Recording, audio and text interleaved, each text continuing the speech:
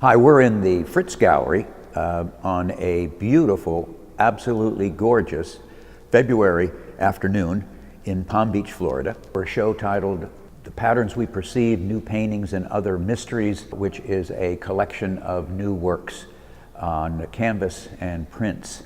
The challenge was to take an already printed piece of fabric and to change it through an evolution of painted gestures, drips, painted out areas.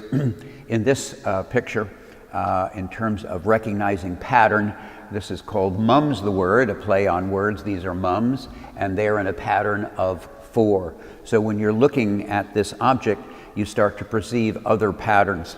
This was another very interesting picture where I decided again to block out these patterns that would go off the page and find a way to put an abstracted pattern together on the pictures.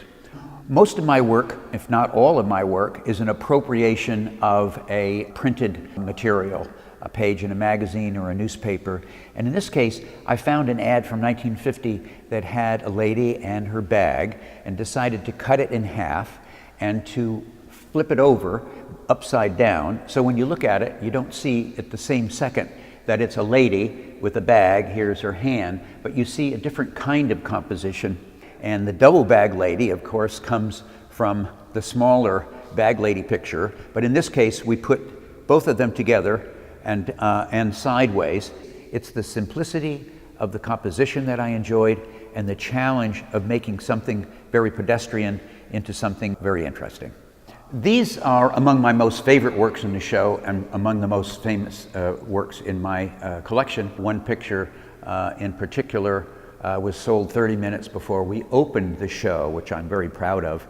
In many cases, artists like the challenge of making compositions devoid of color because when you're not using color and you're only using shape as the motivating factor to put together an interesting and arresting composition, it just is more of a challenge. What I do is to try to find these disparate pieces of pictures and pieces of paper and try to put them together in a way that starts to form a composition.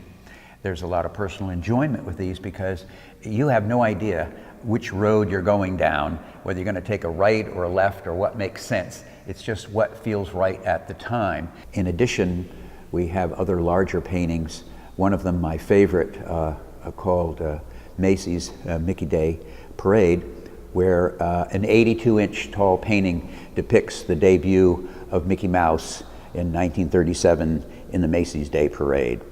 It's very exciting. It was one of the most popular pictures in the exhibition, and it sold on opening night, so I'm very pleased. Here are the handlers, here are the volunteers, and many of them are wearing Mickey Mouse ears, and they're all holding on to this thing for their dear life. Another component that I enjoyed putting in this that sort of broke up the space a bit was redrawing the lines that were holding down the Mickey Mouse.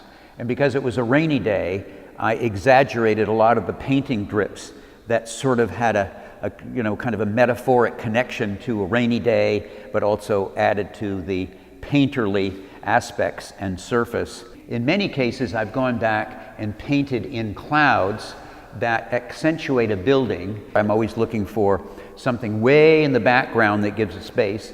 And in this case, I decided to just paint a few little flying birds up there. So the illusion is from looking from here all the way up to there, that there's an aspect of space that you're trying to build into the picture.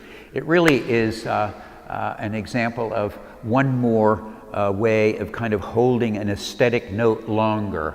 In other words, finding as many components as you can to make a more interesting picture. Occasionally, since the source material is the printed page, I'll find an image that I can appropriate and put into a different context. And in this case, of course, it's an appropriation of a famous Picasso work. The original painting of about 1922 for Picasso, and then added other collage material. Again, the original collage was about this big.